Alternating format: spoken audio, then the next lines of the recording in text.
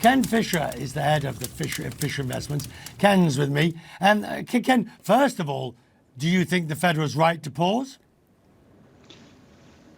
Thanks for having me on, Richard, as always. I do think they were right to pause because they don't know any better, and that's not a criticism, but when you don't know any better, not doing something is usually the right thing to do.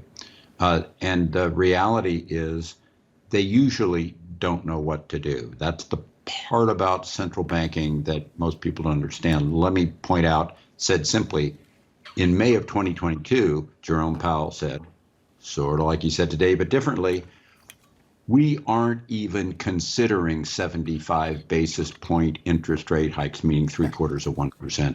And then the next month they did 75 basis points. The month after that, they did 75 basis points. They skipped a month and did 75 basis points and 75 basis points.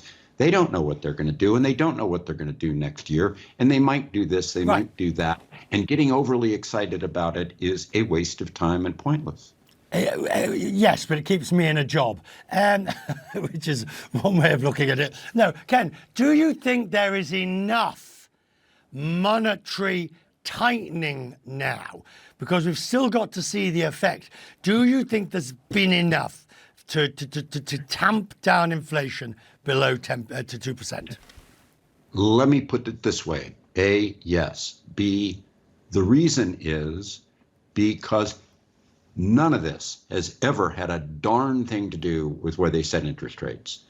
The fundamental function that's important, and only what's important, is what's the growth in the quantity of money versus the growth over time in the economy, because inflation is too much money chasing too few goods.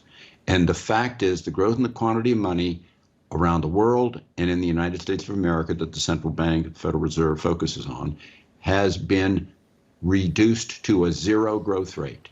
With a zero growth rate in the quantity of money, inflation is going to take care of itself. This notion that is so widely articulated that you've got to hurt the economy to make inflation come down was proven nonsense in the 1960s and has never been learned. You remember the phrase, Richard, the Phillips curve. Yeah, Milton Friedman proved the Phillips curve was wrong in 1968. And when I went to school, once upon a time, right after that, they were still teaching the Phillips curve. They still teach this concept today. It was wrong then. It's wrong now. It's been wrong forever. And they still keep thinking we got to hurt the economy to make inflation come down. All you got to do is have the quantity of money not grow. The market and how it is reacting is also an important part of this, particularly if I think about the people at Fisher Investments. I mean, all the 401ks, all the investments. People are, myself, we are, I don't want to say waiting to get back to the races, but we were waiting to see some good gains. Well, let's say that differently. Yes, and my primary focus is on the broader markets.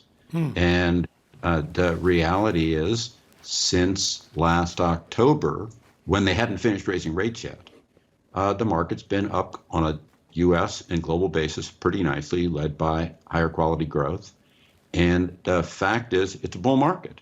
It's a bull market that started at the beginning of last October. It's 11 months old now.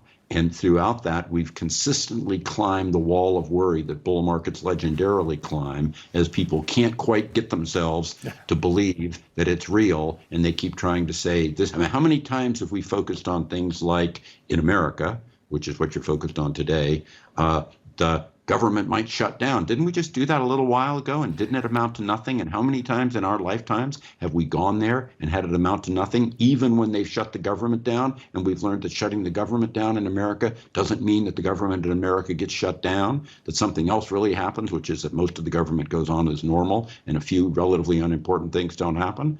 The fact is, this goes on and on and on, and people keep looking at those fears because they can't quite believe that it's not as bad as they feared it was a year ago.